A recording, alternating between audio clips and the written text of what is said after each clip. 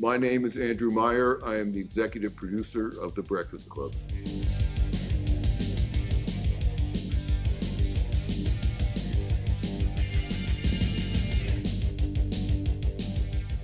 You said that The Breakfast Club was one of the first semi-serious movies for teenagers that spoke directly to them about what it was like growing up and the stereotypes that they experience.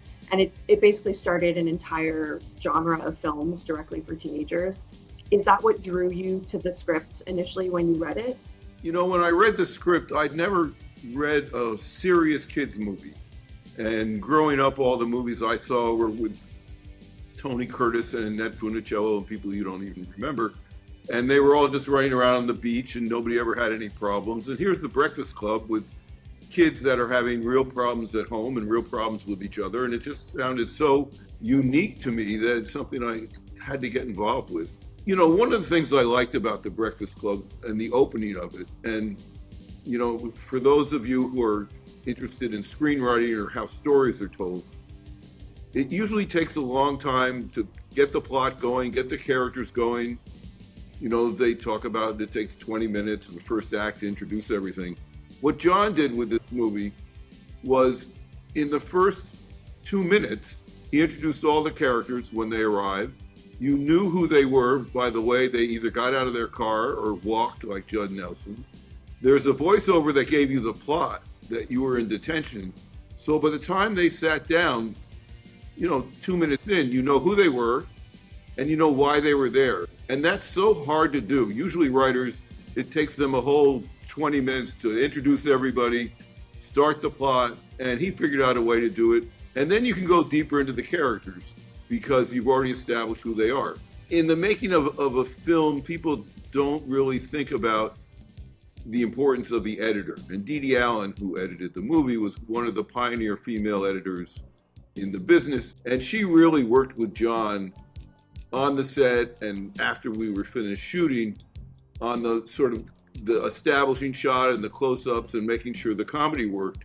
And you know, you can have a great script and you can have terrific performances, but if the editor doesn't know how to cut a comedy, you can lose everything. And so, you know, when I would go to the set, watching her work with John was really an education for everybody. She was so terrific. And, you know, all the actors were so young. You know, before production, everybody, they all stayed in the same hotel so that by the time they got to the set, it was like they were already in high school together and they knew each other.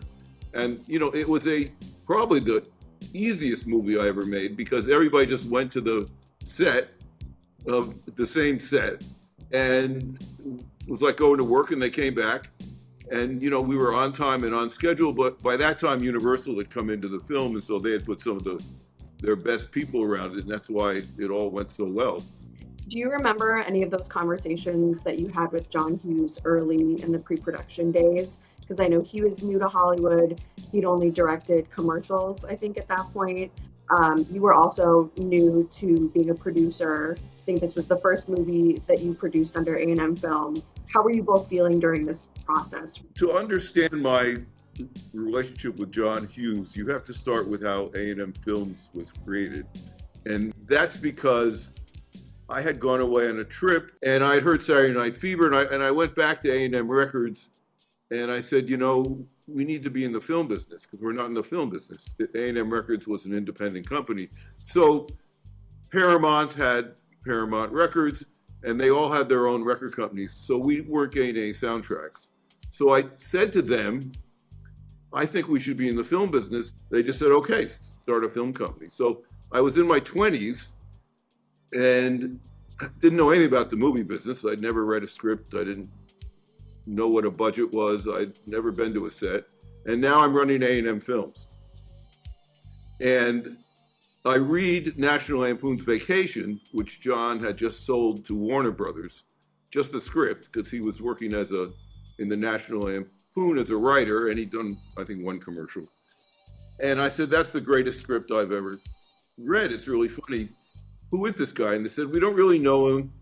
He's in Chicago. We just signed him. The agency was CAA. And I was in John's house the next day. And this is how I first met John, to answer your question. And I said to him, I really like National Lampoon's Vacation. Do you have anything else? And he said, I do, but there's a problem. I said, what's the problem? He said, I have to direct it. And I said, well, let me read it. And he said, I wrote this script to take place in one room, and I thought if it took place in one room, you'd let me direct. I said, okay. I read The Breakfast Club, and I called Jerry Moss and Herb Alpert, the A&M of A&M Records, and I said, we have to buy this script right now. Here I am, a guy who knows nothing, who just started a company, with a guy who'd never directed anything. That's how The Breakfast Club started, as a little $1 million independent film, because that sounded like the amount of money one would need to make an independent movie. And he said he could direct, and he wrote it in one room. And so we all, two guys who knew nothing, shook hands on a deal. And that's sort of the unusual way it started. Now, fortunately, it all paid off, or I'd look like a real idiot. And you wouldn't be talking to me, by the way. The thing about meeting John, and he was very serious, very prolific writer, director. And when I told him we were going to commit to The Breakfast Club, he said, that's good, because I had other films. I've got the next 5 years of my films lined up. And if you didn't buy The Breakfast Club, I was going to show you. And he showed me his mock-up posters for Home Alone, 16 Candles, Ferris Bueller's Day Off, and one more, I think.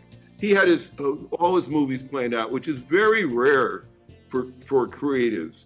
Usually they come up with one great idea and they're in the middle of working on it, and then they finish it and they say, what am I going to do next? John knew what he was going to do next. He knew what his next 3 or 4 movies were. He knew what he wanted. I was so impressed by that. His high school experience was such that he really used it to create a lot of characters and stories. And, John sort of, he wasn't the first person to do this, but the idea of kids against parents was sort of one of his themes that he sort of worked very well, how it's us against them, and the parents don't know anything, and we know everything, and if only they listened to us, everything would be okay. And, it's the theme of a lot of his movies. So, it started with The Breakfast Club, but it continued onward. What's something about his process that people usually don't talk about? Well, what's unusual about John, and this sort of shows the confidence that he had, he would never take notes. He'd send the movie in the script into the studio, and that was it. It wasn't one of these things where, let's all sit around and give John changes, because that never happened. People talk about writing a script in a weekend. John actually was that fast. When he would get an idea, he would just write it, and then he would never take notes. So there aren't many writers who work that way, or who could get away with it. And that early in his career, he sort of set the tone of, if you want to be in business with me, I will write something and you will buy it and I will shoot it. He said it in a nice way, but that's sort of the way it worked. And everybody said, okay. Yeah, that's pretty incredible that, no directing experience, and right out of the gate, he gets a multi-picture deal with Universal. And I think 16 Candles was released first before The Breakfast Club, right?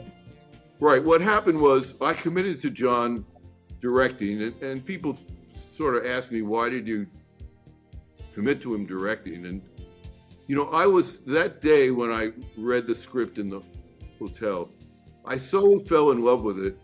I told those guys we have to have it. If John wanted to star in the movie, I probably would have said yes. All I knew was I wanted the script. So he wanted to direct. I said, fine. I didn't even think through. But I was nervous, to answer your question, I was nervous about him directing because he had never directed before. And The Breakfast Club, while on the surface, it's sort of a straightforward character sitting in the libraries talking, not a lot of action, not a lot of special effects. From a directing point of view, it's, basically characters and a little music. And it's a much more deep, serious film to direct. And I was worried about that, but Universal sort of solved the problem for me, because they also bought 16 Candles. And they decided that for a first film for John to direct, 16 Candles was a more commercial film and more straightforward, and would enable him to sort of work a little as a director before he would tackle such a complex psychological story like The Breakfast Club. And you mentioned that, his scripts are not ones that really got a lot of notes in the development process. But I did hear that the first cut of the film was very, very long and very different than the final cut of the film. Do you remember what kind of scenes, deleted scenes, what was cut out during that process to get to the final version? Well, there was only one scene that was, I would say, worrisome to the studio. And that's because at the end of the movie, when everybody sits around, we call it the talking head scene, for 20 minutes they sit on the floor and have very serious conversations about why they are in detention and talk about what their real fears and anxieties are. And it's a very serious scene. It's very long. And at the time, the studio, and it wasn't unique to Universal, every studio had never seen a serious scene like this, and they would have responded the same way. They were very nervous that young people would not sit through a 20-minute serious scene, and they begged John and I to come up with a way to either make it shorter, or do a voiceover, or cut it out and do something else. And we said to them, because we thought it was the most important scene in the movie, give us a chance to show the movie to an audience. Let's test it, and let's see how the audience reacts, instead of you guys at the studio arbitrarily deciding that's too serious for kids without even showing it to kids.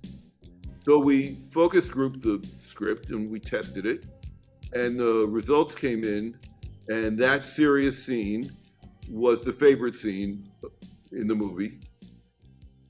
And everybody loved the movie. And so, it's an example that, the famous screenwriter William Goldman line, nobody knows anything.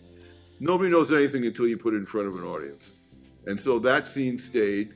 There were some trims to it, but basically it was the most important scene in the movie. And had that been changed, I don't think the movie would have been what it is today, and certainly would not have stood a test of time, because it really got to who these kids were and what the movie's all about. And if you take that away, it's kind of the heart of the movie. Going back to your time as a record executive before you made The Breakfast Club, music was such a big part of this movie.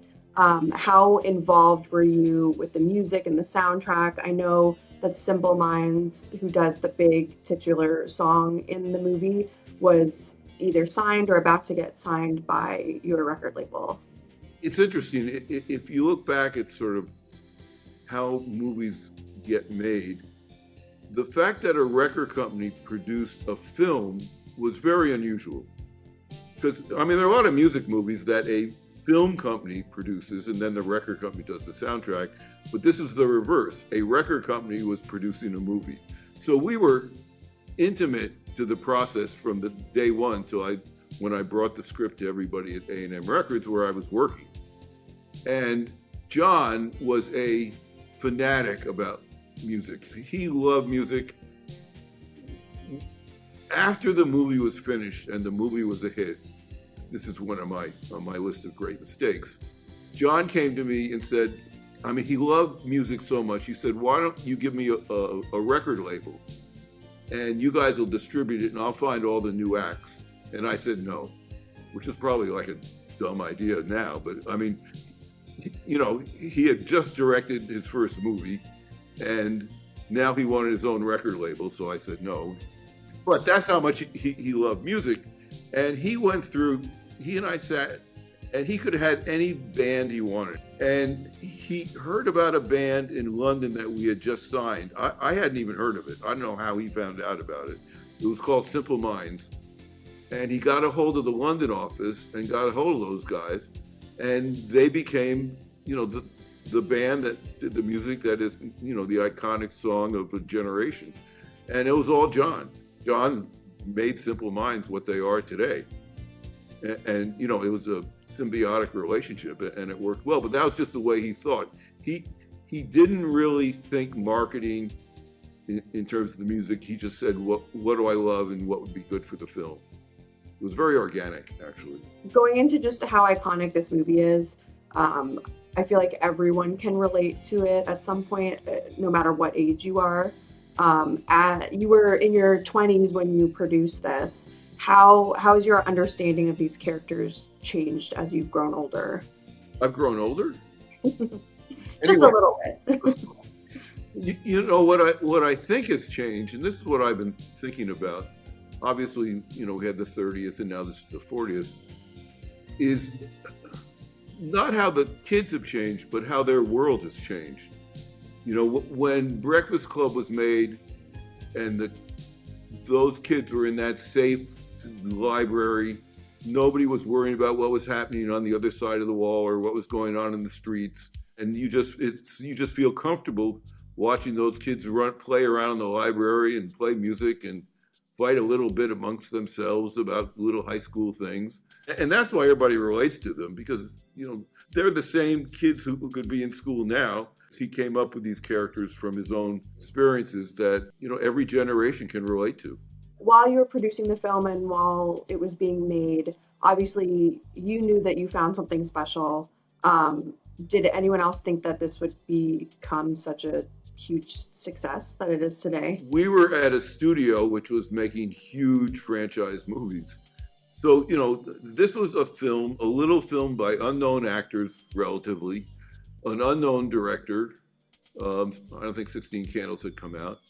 And we were just hoping to get some theaters and, not be forgotten. And in hindsight, everybody talks about what a great film it was. That was not what we were thinking. Again, until you put a picture in front of the audience, you have no idea. And it can be very nerve-wracking because you can believe in a movie, but if it doesn't play in front of an audience, nobody gets to see it. We were lucky that when we previewed the movie, everybody loved it. And then Universal expanded it and put it in more and more theaters. And then we kind of knew we had something. Over the years, the joy of this movie is that I can show it, and I have shown it because I travel all over the world, in Beijing and Medellin, Colombia, and Rio de Janeiro, and everybody likes it, and everybody laughs. From a cultural point of view, they may react differently to different lines and different physical kind of things, but I can show this movie anywhere and feel good about it. One of the things about making movies and the movies I've made, and what I think is important, is I've always tried to make a movie that's about something. And I always thought The Breakfast Club was about something in a universal way, and everybody could connect to sort of all the emotional shields that we all wear in high school that are sort of torn down, as you become more and more comfortable with your friends. And, that I always felt good about how audiences could relate to this movie all over the world. And I still do. So what's that one message or takeaway from the film that you hope that audiences have gotten over the years that people might have overlooked? Well, one thing I think people have overlooked about the film is it's a love story. These kids, in their own way, loved each other. I mean, it's not about who's dating who, but by the time the end of that day is over, they've connected to each other, and they will be connected for a long time from that experience. So it's a different kind of love story that I don't think people talk about. It's not about that, it's about what happened that day that's important, and the connection they made, and that they'll be okay. And I think that's the main theme of the movie, is they're going to be okay, and we want to know that. What is a message that you have for all of the fans of the film around the world? Well, I think it's a little movie that became a big studio movie. And it became a big studio movie because Universal saw something in it that other people hadn't seen. There was a man named Ned Tannen who ran Universal, and he then became an independent producer. and he and I knew each other, but he was sort of intrigued with the idea. We talked about this record company making a movie. And when Universal came in, the reason why I'm answering your question this way, and I'm going to get to it in a minute, is having the studio give John the greatest people in the business to work with from a crew point of view, created the kind of wonderful storytelling that made generations love it for years. And the thing that I'm most proud of is how the film is so honest and has stood up for all these years and has never really been negative or nihilistic or mean in any way. And it's uplifting. And, you know, I remember when my children first saw Breakfast Club and they loved it. And kids never like anything their parents do. So the fact that even my kids liked it, you know, so I'm proud of it. It was the easiest movie I ever made. What's one of the most unexpected ways that you've seen The Breakfast Club influence pop culture over the years? Well, you know, one of the small things about it is Annie Leibovitz took that iconic photo, and that photo really changed the way movie posters were designed. It's been imitated, it's been copied. Many posters, even today, are sort of another generation of her iconic, the way she staged the actors in that photo changed everything in the art of marketing films. We would love to hear about the book and what it's about. So I started to write a book when I was 26 years old and traveling the world and realized I didn't know what I was talking about. And then I went through a life of being in the record business and making movies and doing more traveling. And last year, when I turned a certain age, that age being 75, I look back at my life of mentoring people. You know, most of my movies were made with first-time directors. Savage, Steve Holland, Better Off Dead was first time. John was first time. John Avnet was first time in Fried Green Tomatoes. Michael Hoffman was first time in Promised Land with Meg Ryan and Kiefer Sutherland. And I called that producing, but I was really mentoring. And then I went on to make more movies and teaching, and that became mentoring, but it's all the same thing. And I look back on that experience and where I have been, and I've actually been in places where if I don't write about it, nobody will ever know what happened. And I've been with George Harrison for several days and wrote about those experiences, and was with Joe Cocker when he performed the greatest tech rehearsal I'd ever seen, and then he bombed at the club that night.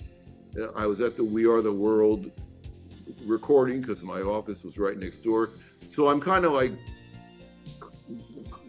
Zelig. I've been in a lot of places and seen a lot of things that if I don't talk about it, nobody will ever know. So in looking back, I felt I had some stories to tell, and the book, you know, which is called Walking in the Fast Lane, Stories of a Lifetime, is about that. Well, thank you for having me, and keep watching it. You can, every year you can watch it again. This has been fun. Thanks so much. You can own The Breakfast Club and watch it over and over again on digital, Blu-ray, and DVD.